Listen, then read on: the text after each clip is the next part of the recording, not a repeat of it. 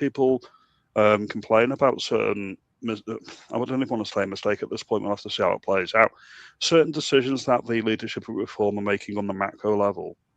We can all have concerns about that, and as I say, that's perfectly reasonable. What I can say from a micro level, because I'm actually in a Reform constituency, is that my MP, Sarah Pochen, is a breath of fresh air. She can go on national TV and she can say that people of colour, ethnic minorities, are disproportionately represented in the media. I don't know if you remember that story from a few months ago. Yeah. She can actually, mention that she doesn't want migrants in her constituency, illegal migrants. She doesn't want accommodation in my constituency, Runcorn and Helsby, given to migrants. She's visible in the constituency. She's responsive, i.e. she actually answers emails and letters that are sent to her. And she is very, very public with right-leaning tendencies, which is it's a joy to behold, especially if you're in a red wall seat. She's the best MP that we've had for 50 years. And I can look at all of this and say, yeah, you can have these concerns on a national level about what Reform's doing. But on the microcosm, when you factor it down, politics is meant to be bottom up, not top down.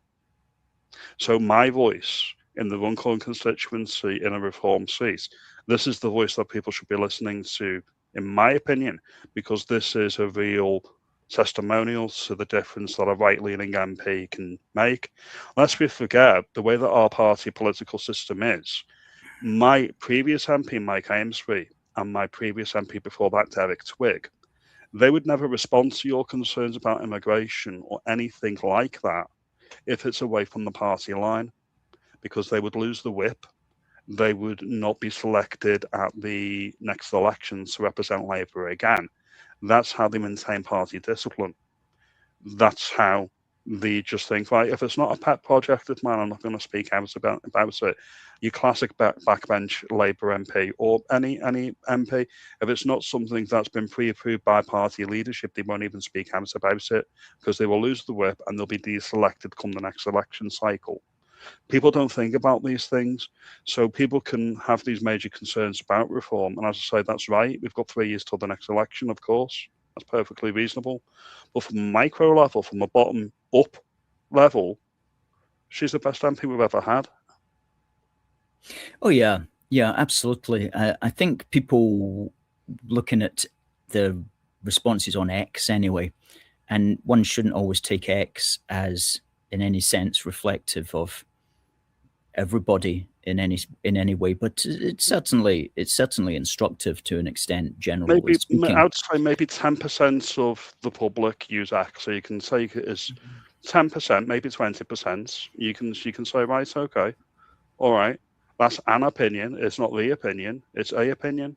You can remember that many people are plugged into the interwebs and many people are plugged into online. Many people aren't. Many people still trust the ITV or your STV and your BBC and your Channel 4s. Very much so, very much so. And at the end of the day, how many people know who this Zahawi fellow is? People like you and I know because we're political, we're keen on politics. We're political junkies, let's be clear. Political junkies. And of the political junkies, how many of them take the view on Zahawi that we do, especially related to the jibby-jabby carry-on? Probably a minority of them. But most people out there, and this is what people like Richard Tice and Nigel Farage understand, they're like, most people don't know who this guy is. They hear that he was the ex-chancellor of the Exchequer. They won't remember what happened under the jibby-jabby.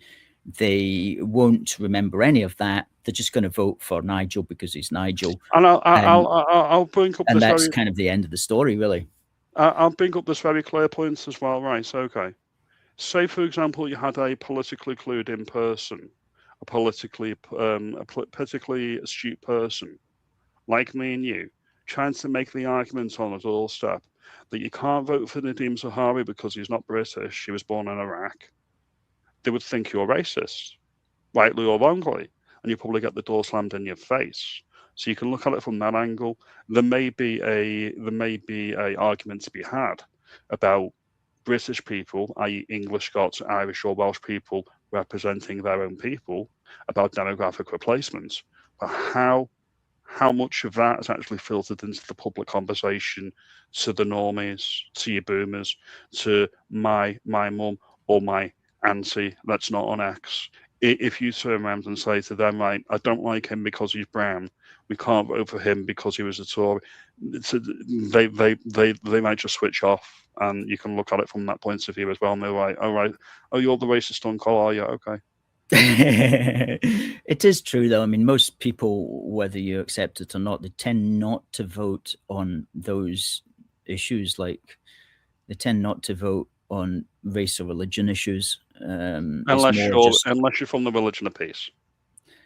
Yeah, the religion of peace. Even then, you'll get a lot of people. Like, so that you could be onto something there. I mean, there was Damien. a post. I mean, there was a story a couple of days ago that basically stated that the civil servants would be uncomfortable following instructions from Reform UK, and there would be mass walkouts. They would have to resign. And to that, I would say, well, I wouldn't want you to do anything you feel uncomfortable with. Here's your severance package. I'll see you later. It's as simple as that. The civil service is meant to be impartial. They're not there to have a political opinion. They're there to implement the will of the government, the elected government. You know what I mean? They've got no business saying, well, we're trying to pressurise any government of any stripe to say we're not going to implement, or we wouldn't feel comfortable implementing what you're telling us to do. That's not their job. Their job is to do what they've been told to do. Mm-hmm, mm-hmm. So there could be a mass clear out of the civil service. The civil service could be shrunk right down. Danny Krug has been very clear on this. At the moment, two of the most powerful people in the country are people that you probably never heard of, and that's a private secretary to the Prime Minister and the private secretary to the Cabinet.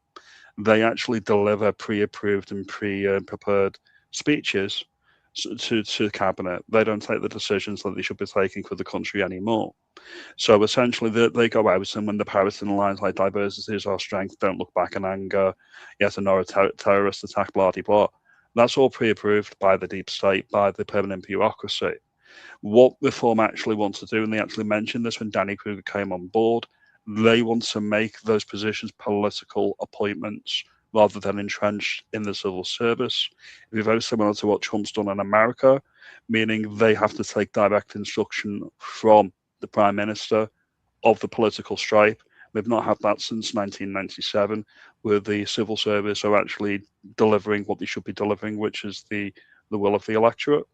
So even if they get through some of these minor issues through, if they get through some of these minor issues, major reforms through, like making these political appointments, that is what I'm focused on. People are getting bogged down with the minutiae of, oh, I didn't like this, I didn't like that. I can think more big picture. If they get rid of the Supreme Court, restore the law lords, make these political appointments, slim down the civil service, it occurs how the most excesses of devolution, leave the ECHR. If they can get all of this through, Farage, for all his faults, would be one of the best prime ministers we've had in a good long while. It's that would be true. Absolutely. If they could do that, it would be fantastic. And at the moment, they are the only game in town, really. And I've mentioned this on my channel as well. It's about viability. Show me another vehicle with momentum. People look at Advance UK, maybe UKIP, Homeland Party. Some people know what that is.